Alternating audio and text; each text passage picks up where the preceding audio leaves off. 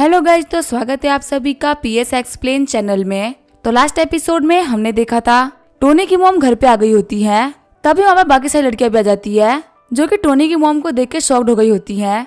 वही टोनी की mom Tony से पूछ रही होती है आखिर ये सारी लड़कियां कौन है। साथ ही वो सोच रही होती है मुझे अपने घर से गए हुए कुछ ही टाइम हुआ है और मेरा बेटा घर पे सारी लड़कियों को भी लेके आ गया। फिर टोनी एक एक करके सारी लड़कियों को इंट्रोड्यूस करता है। टोनी की मॉम सभी को हेलो बोलती है और बोलती है तुम सभी लोग बैठो, मैं तुम्हारे लिए चाय लेके आती हूँ। रोया बोलती है आंटी आप बिल्कुल भी तकलीफ मत लीजिए, मैं चाय बना के लेके आती हूँ। झीलू भी बोल रही होती है आंटी आपको कोई भी काम करने की जरूरत नहीं है, हम लोग है ना। टोनी सोच रहा होता है मैं रोया को काफी टाइम से जानता हूँ, क्या ये खाना भी बना सकती है, मुझे इस बारे में बिल्कुल भी पता नहीं था। टोनी की मॉम झीलू से बोल रही होती है तुम सफाई मत करो, बिल्कुल भी अच्छा नहीं लग रहा। झीलू बोल रही होती है हम अपने घर में काफी टाइम से रह रहे हैं और हम लोगों को ये काम करने की आदत है। टोनी बोल रहा होता है यहाँ पे जो सारी लड़कियां जो कि इतनी मेहनत कर रही हैं, ये सभी की सभी एक नंबर की आलसी है। टोनी की मॉम बोल रही होती है मेरा बेटा तो काफी ज्यादा कैपेबल है, मुझे लगा था ये इतना शर्मिला है तो आखिर इसकी शादी कैसे होगी, लेकिन अब मुझे इसकी शादी की टेंशन लेने की जरूरत नहीं है। टोनी सोच रहा होता है सेम काम डैड ने किया है और वो गलत बन चुके हैं, क्या मॉम यहाँ पे डबल स्टैंडर्ड्स नहीं दिखा रही। टोनी और उसकी मॉम बात कर ही रहे होते तभी यहाँ पे पड़ोसी आ जाती है। पड़ोसी बोल रही होती है क्यों मई, क्या तुम वापस आ गई। टोनी की मॉम बोल रही होती है हाँ मैं जस्ट ही आई हूँ, वैसे चुनाव तुम किस काम के लिए आई थी और तुम दरवाजे पे क्यों खड़ी हो, अंदर आओ। चुनाव बोल रही होती है क्यों मई, मैं इसी वजह से यहाँ पे आई थी क्योंकि मुझे कुछ बहुत ही जरूरी बात करनी है। टोनी की मॉम बोल रही होती है ऐसी कौन सी बात है चुनाव जिसकी वजह से तुम घर में भी नहीं आ रही, बाहर ही बात कर रही हो। साथ ही क्यों मई सोच रही होती है बहुत ज्यादा मिस्टीरियस लग रही है। चुनाव बोल रही होती है क्यों मई तुम बहुत टाइम बाद में यहाँ पे आई हो, इसी वजह से तुम्हें नहीं पता कि विलेज में क्या क्या हो रहा है, विलेज फिलहाल बहुत बदल चुका है।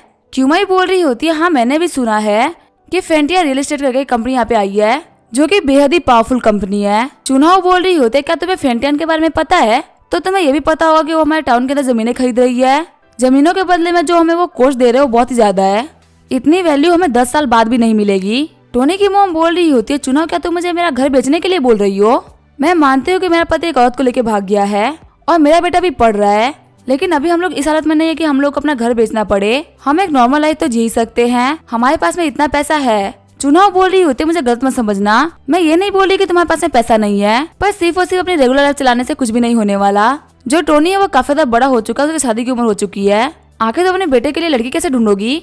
तुम्हें पता ना टोनी की शादी के लिए घर, एक गाड़ी और ब्राइड प्राइस चाहिए। पेरेंट्स के तौर पे तुम्हारा फर्ज बनता है कि तुम्हारे बेटे के बारे में सोचो, वो यहाँ पे हमेशा बैचलर तो नहीं रह सकता ना।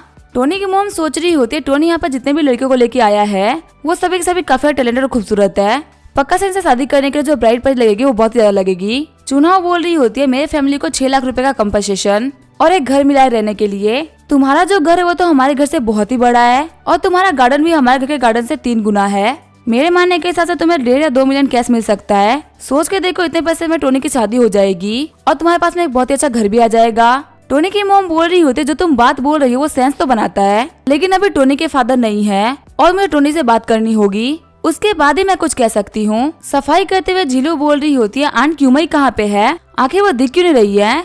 टोनी बोल रहा होता है मॉम तो गई है नेबर से बात करने के लिए। वैसे झीलू क्या तुम मुझे बता सकती हो आज तुम इतने अच्छे से बिहेव क्यों कर रही हो।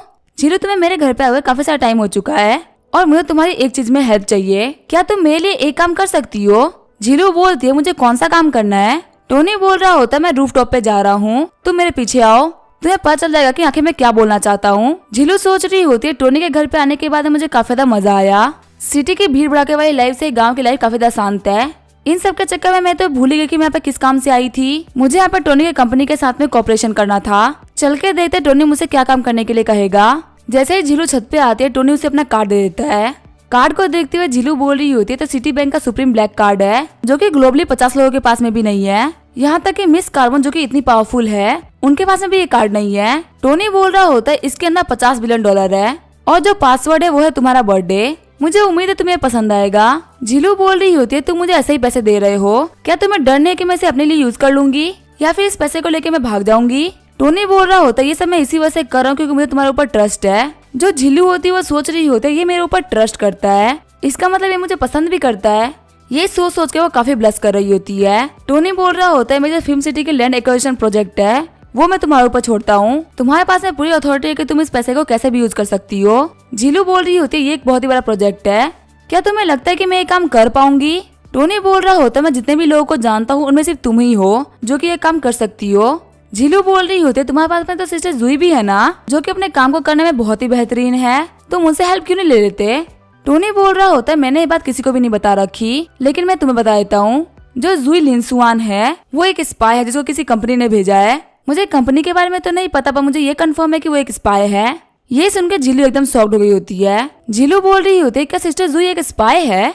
टोनी बोल रहा होता तुम्हें तो पता ही होगा ना, जो मेरी फिल्म सिटी है उसके बारे में न्यूज बाहर लीक हो गई थी। ये सिर्फ कुछ लोगों को पता कि जो फिल्म सिटी है वो तियानमेन सिटी के अंदर बनेगी, लेकिन न्यूज लीक होने की वजह से बहुत सारे लोगों ने यहाँ पे जमीनें खरीदना स्टार्ट कर दिया। लोगों की जमीनें खरीदने की वजह से जमीनों की रेट आसमान छूने लगी।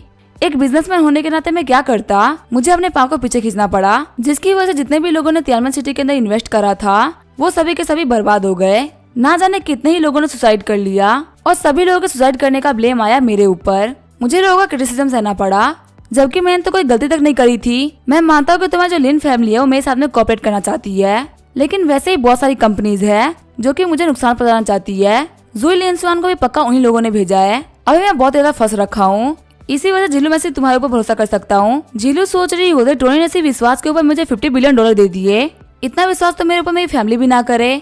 और इसी वजह जरूरी ये है कि जो फिल्म सिटी का प्रोजेक्ट है वो काफी जरूरी है। इतने जरूरी प्रोजेक्ट को टोनी मुझे दे रहा है, इसका मतलब ये मुझे कोई बाहर का इंसान नहीं मानता, ये मुझे अपनी फैमिली मेंबर मानता है। टोनी सोच रहा होता लास्ट टाइम मेरी मम्मी के आने की वजह से इसका जो अफेक्शन था वो 1 पॉइंट से बढ़ गया था, अब फिलहाल इसका अफेक्शन 92 पे है। मैं बस उम्मीद कर रहा हूँ कि मैं अपने किलर मूव से इसको 95 अफेक्शन पर तक पहुंचा सकूं। झीलू सोच रही होती टोनी का जो ये अंधविश्वास है कुछ और नहीं बल्कि प्यार है। हाँ मतलब झीलू का जो अफेक्शन होता है वो 3 पॉइंट से बढ़ गया होता है। सिस्टम बता रहा होता झीलू का जो करंट अफेक्शन है वो है 95।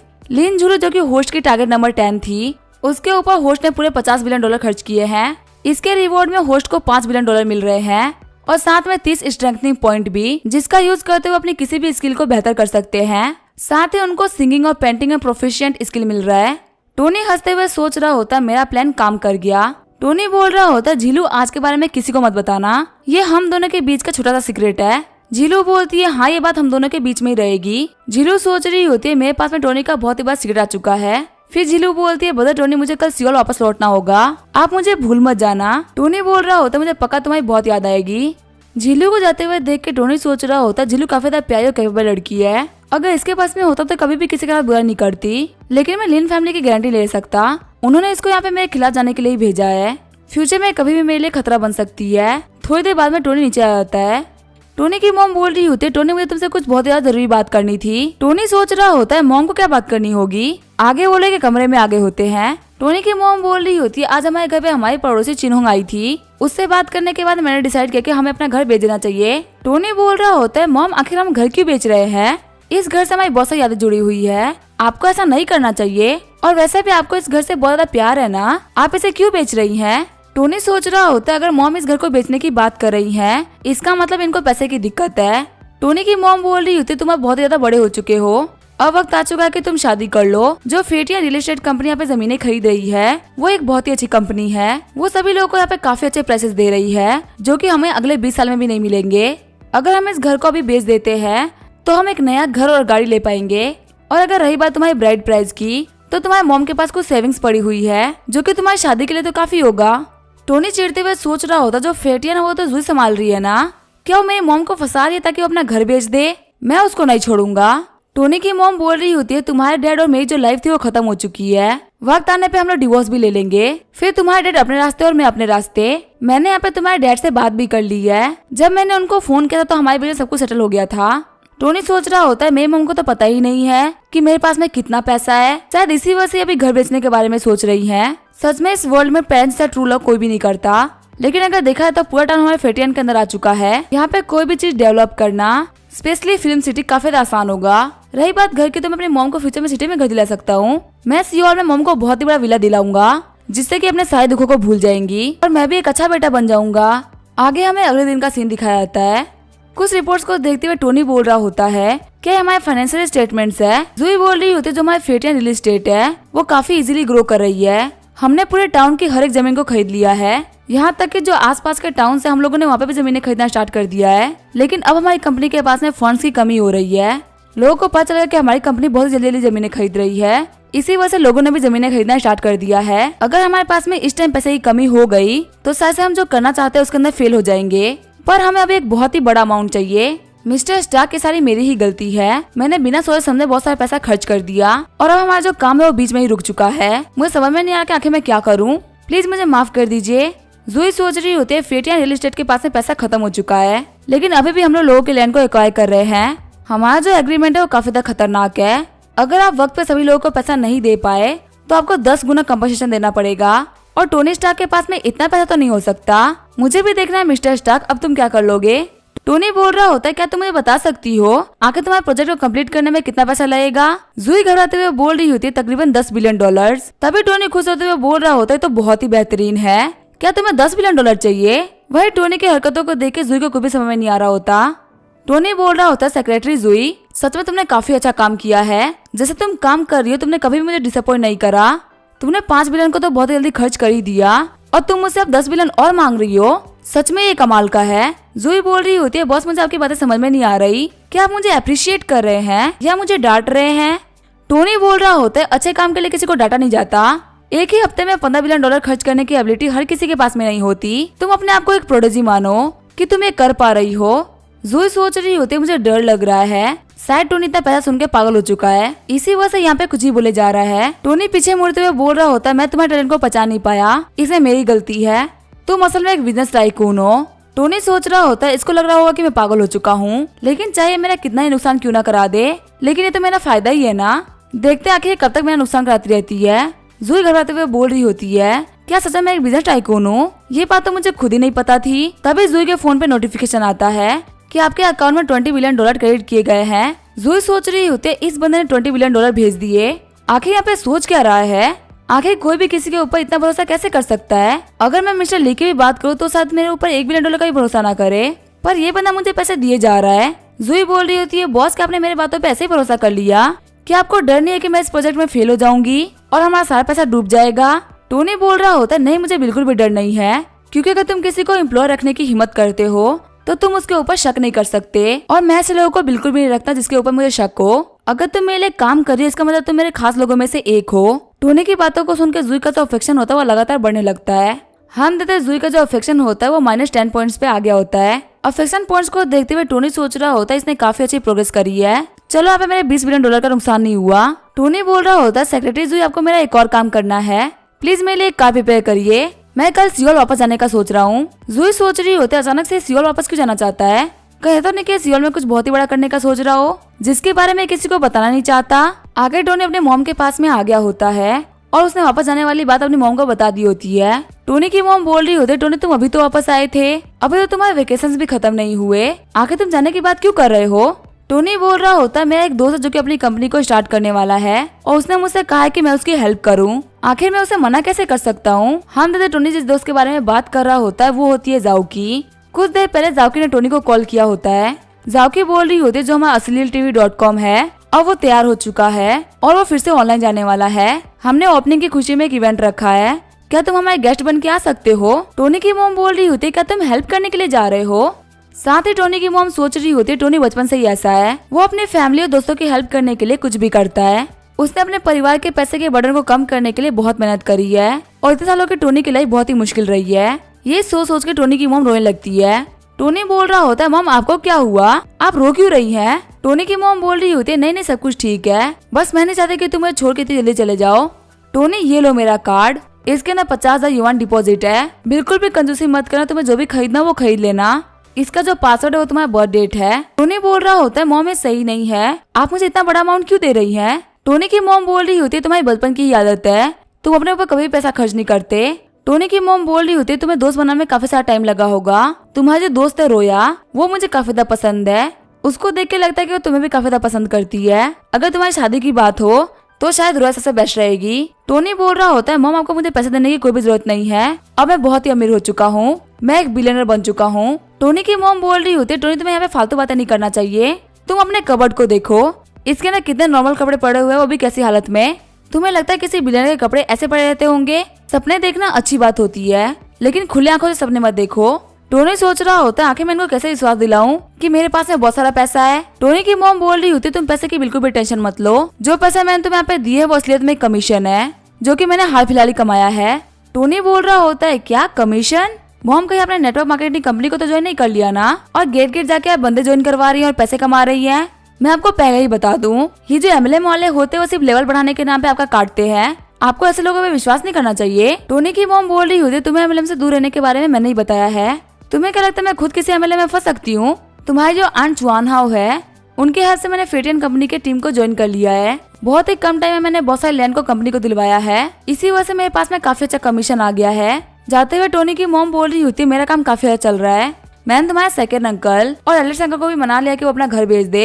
ऐसा करके मैं बहुत सारी फैमिली से उनका घर बिकवा दूंगी और इस पैसे को यूज करते हुए मेरे घर पे मेरी डॉटर इन लॉ आएगी। टोनी सोच रहा होता कि मेरी मम्मी को पता चल गया कि जिस फेटियन कंपनी के अंदर काम करके इतनी खुश हो रही है, वो फेटियन कंपनी इनके बेटे की है, तो ये पक्का है शौक होकर बेहोश जाएंगी। वैसे भी अभी फादर ने इनको बहुत सारे शौक दिए थे, पता नहीं यही शौक को झेल पाए कि नहीं झेल पाए, मुझे इनको नहीं बताना चाहिए, मैं उनको बाद में बता दूंगा। तभी बाहर से वांग आते हुए बोलती है, ब्रदर क्या आप श्योर वापस जा रहे हैं? टोनी बोल रहा होता है, हाँ मैं वापस जा रहा हूँ, क्या तुम्हें कोई काम था? वांग बोल रही होती है, ब्रदर क्या मैं भी आपके साथ में सियोल चल सकती हूँ? टोनी सोच रहा होता है, मैं तो भूल ही गया था कि वांग हमेशा से वांग फैमिली के साथ में रही है। मैं मानता हूँ कि हम दोनों बायोलॉजिकल भाई बहन हैं, लेकिन मैं हमेशा अपने मॉम डैड के साथ में रहा हूँ। इसी वजह से मुझे अपने मॉम को फेस करने में बिल्कुल भी दिक्कत नहीं आ रही और न ही मुझे अजीब फील हो रहा है। लेकिन वही वांग के लिए मॉम को अकेले फेस करना काफी ज्यादा अजीब होगा, मुझे इसको अपने साथ में ले लेना चाहिए। टोनी बोलता है, ठीक है तुम मेरे साथ में चल सकती हो, वैसे भी तुम यहाँ पे अकेले रह के क्या ही करोगी। वांग खुश होते हुए वहाँ से भाग जाती है। वांग बोल रही होती है, मैं जा रही हूँ अपना सामान पैक करने के लिए। टोनी सोच रहा होता है, छोटी बहन होना सच में एक ब्लेसिंग है, और अगर वो बहन इतनी प्यारी हो तो सच में लाइफ काफी ज्यादा प्यारी लगती है। टोनी सोच रहा होता है, इस बार मैं जो वांग को लाइफ दूंगा वो सच में काफी ज्यादा बेस्ट लाइफ होगी, वहाँ पे पैसे की कोई भी कमी नहीं होगी, वांग अपनी लाइफ को पीक पे जिएगी। बहुत सारे पैसे को देखते हुए वांग की जो नॉलेज और इन्फॉर्मेशन है वो काफी ज्यादा बढ़ेगी और मेरी बहन को कोई बुरा इंसान कभी बेवकूफ नहीं बना पाएगा। आगे हमें अगले दिन का सीन दिखाया जाता है। जो टोनी होता है वो सियोल के लिए निकल गया होता है। टोनी बोल रहा होता है, सेक्रेटरी जुई, मैंने आपको एक कार निकालने के लिए बोला था और आपने वो कर भी दिया, लेकिन आपने तो बस एक नॉर्मल सी CMW 4 सीरीज कार निकाली है। क्या सच में ये कार मेरे बैठने के लायक है? अगली बार जब अपना काम करेगा तो थोड़ा ध्यान से करिएगा। जुई चिढ़ते हुए बोल रही होती है, ठीक है बॉस मैं अगली बार ध्यान दूंगी। वांग बोल रही होती है, ब्रदर आप इस कार में फॉल्ट क्यों निकाल रहे हैं? मुझे तो ये बहुत ही अच्छी लगी। वैसे भी आपके कहने पे सिस्टर जुई इतनी जल्दी कार कैसे अरेंज करती? दिन भर उनको कंपनी का काम रहता है और उसके बीच में आप भी उनको काफी अजीब अजीब ऑर्डर देते रहते हैं। चलिए मुंह खोलिए और ऑरेंज खा लीजिए। टोनी बोल रहा होता है, मेरी बहन बहुत ही अच्छी है। हम देते ये सुन के वांग की जो अफेक्शन होती है वो 5 पॉइंट से और बढ़ गई होती है और वांग की टोटल अफेक्शन है वो 70 पॉइंट तक पहुंच चुकी है। जुई चिढ़ते हुए सोच रही होती है, ये एक बहुत ही बड़ा कमीना है, ये अपने ही बहन को एक सर्वेंट की तरह ट्रीट कर रहा है। इसकी बहन से ऑरेंज छिले खिला रही है, बिल्कुल किसी नौकर की तरह। मुझे बिल्कुल भी अच्छा नहीं लग रहा। हम देते जो जुई की अफेक्शन होती है वो -15 हो गई होती है। टोनी खाते हुए बोल रहा होता है, आखिर अब मैंने क्या कर दिया? यहाँ पे सिर्फ मेरी बहन ने मुझे ऑरेंज खिलाए हैं और इसने मेरे पॉइंट्स गिरा दिए।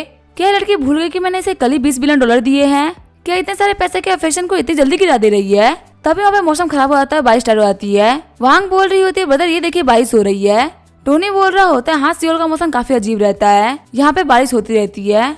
सेक्रेटरी जुई, ज्यादा तेज ड्राइव मत करिएगा और आपके जो सामने वाली कार है थोड़ा डिस्टेंस मेंटेन कर लीजिए, क्योंकि बारिश के मौसम में रास्ते सही से नहीं दिखते। तभी हम देते जो सामने वाली कार होती है उसके ब्रेक फेल हो जाते हैं और वो जाके ट्रक से टकरा जाती है। वह जो टोनी की कार होती है वो ट्रक से टकराने वाली होती है। कार में बैठ के सभी लोग काफी डर गए होते हैं। फिर वहाँ पर टोनी की कार का काफी खतरनाक एक्सीडेंट हो जाता है, जो पूरा रास्ता होता है वो ब्लॉक्ड हो गया होता है।